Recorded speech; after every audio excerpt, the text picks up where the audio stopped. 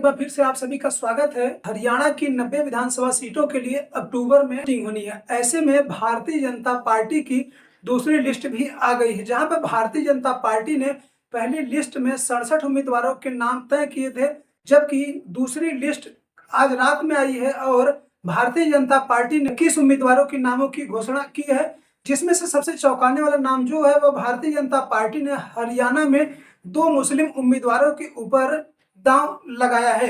सबसे बड़ी बात यह है कि जहां पर एक तरफ कांग्रेस और आम आदमी पार्टी मिलकर के विधानसभा चुनाव लड़ने वाले थे, लेकिन दोनों में बात नहीं बनी है। अब आम आदमी पार्टी और कांग्रेस अलग अलग चुनाव लड़ रहे हैं। ऐसे में 90 विधानसभा सीटों के लिए अक्टूबर में हरियाणा में विधानसभा के लिए वोटिंग होनी है, लेकिन भारतीय जनता पार्टी की सबसे ज्यादा चर्चा इस समय इसलिए हो रही है क्योंकि भारतीय जनता पार्टी ने 2 मुस्लिम उम्मीदवारों के ऊपर अपना दांव लगाया है। हरियाणा में भारतीय जनता पार्टी ने जिन मुस्लिम उम्मीदवारों के ऊपर दांव लगाया है उनके बारे में भी जान लीजिए। हरियाणा के अंदर फिरोजपुर का विधानसभा के अंतर्गत मुस्लिम प्रत्याशी को टिकट दिया है। भारतीय जनता पार्टी ने यहाँ से नसीम अहमद को टिकट दिया है। नसीम अहमद इससे पहले 2 बार विधायक रह चुके हैं। नसीम अहमद INLD के टिकट पर 2 बार विधायक रह चुके हैं। इससे पहले वह 2009 और 2014 में INLD के प्रत्याशी के तौर पर विधायकी जीते थे,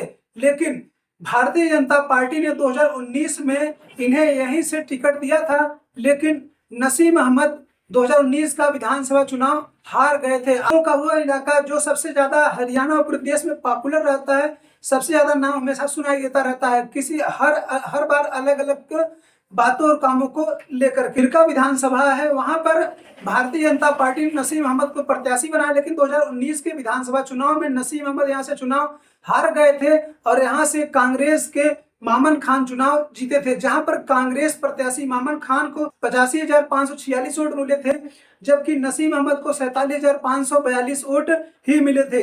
अब अगर हम बात करें भारतीय जनता पार्टी ने जो दूसरे मुस्लिम प्रत्याशी पर दांव लगाया है वह है पुन्हाना नूह में ही आता है। पुन्हाना विधानसभा 2019 में भी भारतीय जनता पार्टी ने यहाँ से मुस्लिम प्रत्याशी को ही मैदान में उतारा था, लेकिन एक निर्दलीय प्रत्याशी ने जोरदार टक्कर दी थी कांग्रेस को। और आपको बता दें कि भारतीय जो निर्दलीय प्रत्याशी थे वो मात्र लगभग 800 वोटों से ही वहां पे चुनाव हारे। पुन्हाना नूह में चौधरी मोहम्मद इलियास 35,092 वोट पाए थे 2019 के विधानसभा चुनाव में, जबकि निर्दलीय तौर पर रईस खान 34,276 वोट पाए थे। लगभग 800 समथिंग कुछ वोटों से हार जीत हुआ था।